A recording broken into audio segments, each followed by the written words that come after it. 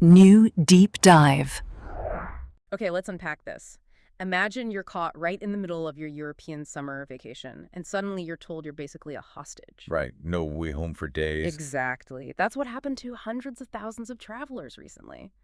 There was this quote from an Italian tourist, really stark, saying, "We are hostages of Paris. The first available flight is July 8." Wow. Yeah, we have no apartment. We cannot find a hotel, a car, or a train. We are in panic. The children are scared. Just really brings that chaos home, doesn't It it? really does. That personal level of distress is huge. So today we're taking a deep dive into that recent two-day French air traffic control strike. You know, the one that sent shockwaves across the whole continent? Mhm. This deep dive, it's based on a whole stack of sources. Reuters, Politico, Euronews, the Wall Street Journal, the big names. We're aiming to give you a shortcut to understanding what went down. And what's fascinating here is just how quickly a national action, in one country can ripple out. It creates this cascade of problems for airlines, obviously passengers, but also the wider economy. Right. So our mission today is really to help you see that full picture, from that individual panic we just heard about right up to the systemic effects. This wasn't just about French airspace. It hit flights just passing through. And the human cost, as you said, was just devastating. We're talking about 300,000 travelers. Yeah, around that figure, either stranded completely or desperately trying to find other ways home right in peak summer season. It's a massive number, 300,000. But when you hear stories like that Italian family, Mariano Mignola, you realize each one of those is a real person, a real family in crisis. Makes you pause. It really does. And those effects, they stretched way beyond France itself. Airlines for Europe, the industry group, they reported something like nearly 500,000 minutes of delays. 500,000 minutes in delays. Yeah, across almost 33,000 flights just on one of the strike days. Wow. To put that in perspective, 500,000 minutes. That's Yeah. over 347 days of collective lost time for people. That's incredible. So yeah, this wasn't contained at all. It was a huge, sprawling problem across the continent. It is astonishing how one country's strike can basically paralyze Europe's skies. What is it about French airspace specifically that makes it so critical? Why does it cause such a massive ripple effect? Well, it really boils down to geography Yeah. and how European air traffic is managed. Mhm. France sits right at the crossroads of Europe, Okay. especially for those key north-south routes, and also transatlantic flights heading south. Think UK, Mm. Ireland, down to Spain, Portugal, Italy, or flights from North America going to the Med. Right. They pretty much have to cross France. Exactly. And they must fly through French airspace. So when French air traffic control the ATC, the people guiding the planes when they stop work, there's no simple detour. Ah. The neighboring countries, their ATC systems, they just can't absorb all that extra traffic suddenly. It creates huge bottlenecks. So flights just passing through, not even landing in France, they end up diverted or, more often, canceled. Thousands of them. That really paints a picture of, well, systemic vulnerability, doesn't it? Very much so. Okay, so from that, the human frustration, the logistical chaos, let's shift gears a bit to the financial fallout. Because the airlines, they must have been absolutely hammered. How quickly did that hit? Oh, almost instantly. You saw it right away. Take Ryanair, for example. Big, low-cost carrier. Yeah. They were hit particularly hard. Had to cancel 170 flights just between July 3rd and 4th. That's over 30,000 passengers disrupted just by them. 30,000 just for Ryanair. Wow. And the financial costs. Well, Ryanair didn't give a specific number for this strike, but significantly, their shares dropped 1.5% during trading on the Thursday in Dublin. Came down to about 23.73. Okay, 1.5%. Might not sound like a lot to some, but for a company that size. Exactly. It represents tens of millions in market value wiped off pretty much overnight. It shows real investor concern, goes beyond just, normal market fluctuations. That's a clear signal. And it wasn't just Ryanair feeling the pain, I assume. No, not at all. EasyJet canceled nearly 300 flights over the 2 days. 300. Air France, the home carrier, they lost over 10% of their Thursday schedule, canceled outright. Another 20%, that's 129 flights, were delayed. Even Air France took a big hit. Oh, yeah. And even airlines you might not expect, like British Airways, with relatively few French operations, still had to cancel 21 flights and delay another 125. Right, so the impact spreads wide. And a key thing to remember here is that the financial hit isn't just the lost ticket revenue from cancellations. Right, there are other costs. Definitely. Airlines have to pay for accommodating stranded passengers, hotels, food vouchers, plus processing compensation claims under EU rules. And all the while, they're still paying their fixed costs, like salaries for staff who aren't striking, hangar fees, aircraft leases. Regardless of whether the planes are flying. Exactly. Air France estimated their losses just for this strike in the millions of euros. They wouldn't give an exact figure, but substantial. Millions just for one airline over 2 days?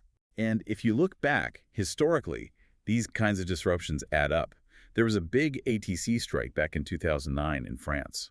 Reports suggested that cost the French economy something like 2 billion overall. 2 billion euros from a past strike. That's staggering. It gives you a sense of the scale these things can reach. And that financial pain, it doesn't just stop with the airlines, does it? It ripples out into the broader economy. Absolutely, especially tourism. This hit right at the start of Europe's peak summer season. Think about airport shops, restaurants, hotels, car rentals. Yeah, all losing business. Huge amounts of revenue lost when hundreds of thousands of people are suddenly stuck or just can't travel at all. Hospitality takes a major hit. So, okay, we've seen the chaos, the cost. What actually caused this specific strike? Why did the controllers walk out? Well, based on our sources, the main trigger seems to have been concerns from the air traffic controllers unions about a proposed pension reform. Ah, pensions. Often a flashpoint. It is, particularly in France, which has, a strong history of industrial action. ATC strikes are, well, they're a very potent tool for unions. Because the impact is so immediate and widespread. Precisely. It creates immediate, broad economic disruption, which gives them significant leverage. This whole event really highlights that tricky balance, doesn't it, between national labor rights and the sort of international economic consequences. That context is definitely key. So, faced with this strike action, what did the authorities actually do to try and manage the situation? Well, the French Civil Aviation Authority, they're called the DGAC, the Direction Générale de l'Aviation Civile, they stepped in to manage the flow. They implemented what they call strategic flight reductions. Meaning they just told airlines to cut flights. Essentially, yes. They mandated cuts. Airlines had to reduce flights by 40% at their main Paris airports, Charles de Gaulle and Orly. 40%, that's huge. It is. And even higher elsewhere, 50% cuts at Nice on the Riviera, and 30% at major regional airports like Lyon, Marseille, and even down in Corsica at places like Ajaccio. And the timing on this, I read they only gave airlines about 2 days' notice. That's right. The announcement of these mandatory cuts came very late, just a couple of days before the strike began. Now, airline logistics are incredibly complex. Yeah. Why is just 2 days' notice so devastating for them? Is it purely the scale of the cuts, or is rerouting just that difficult? It's incredibly challenging. That short notice period is a nightmare for airlines. It's not just about finding new routes, which is hard enough. Okay. It's everything else. Crew scheduling goes out the window, rebooking hundreds, thousands of passengers, trying to find available slots at other airports if you can divert, Yeah. managing connections. Right, the knock-on effects. Exactly. Yeah. Airlines run on super tight schedules and thin margins. A sudden, large-scale mandatory cancellation like this just throws everything into chaos. It creates this cascading effect, leading to more delays and cancellations across their entire network, often for days after the strike ends. And it hit business travel, too, I imagine. Yeah, the reports mention a particular impact on business aviation, especially at places like Nice and Le Bourget near Paris, which are big hubs for that. It's worth noting, the DGAC has used these kinds of reduction measures before during protests. It seems to be their standard playbook for managing disruption while trying to keep things safe. Right, so pulling this all together, what does this mean for you, our listener? We've really seen the profound disruption from just this 2-day French ATC strike, hundreds of thousands of travelers affected, massive costs for airlines and the wider economy. Let's recap those numbers again. 1,500 canceled flights, 300,000 passengers impacted directly, and that staggering figure of nearly 500,000 minutes of delays across Europe, just lost time. Yeah, 500,000 minutes. Ryanair alone, 170 flights canceled, 30,000 passengers hit, shares dropped significantly, reflecting tens of millions in lost value. Air France facing millions in losses, over 10% of flights canceled. And the wider impact, you can't forget that, tourism hospitality. Yeah. Recalling that past strikes might have cost the French economy billions. And the authorities had to step in with these drastic last-minute flight cuts, 40% in Paris, 50% in BM, really underscoring how fragile, how interconnected this whole air travel system is. And maybe stepping back from the specifics, this whole episode raises a pretty important question for you to consider. How do events like this, seemingly contained actions like a strike by one group in one country, how do they really shine a light on the fragility, the deep interconnectedness of our global systems. Especially something as critical as air travel. Exactly. What does it tell us about that constant tension, that balancing act between respecting national labor rights, dealing with the international economic fallout, and, of course, the impact on individual freedom to travel in our globalized world? It's a really complex equation. It is, and it's one we'll almost certainly see tested again in the future.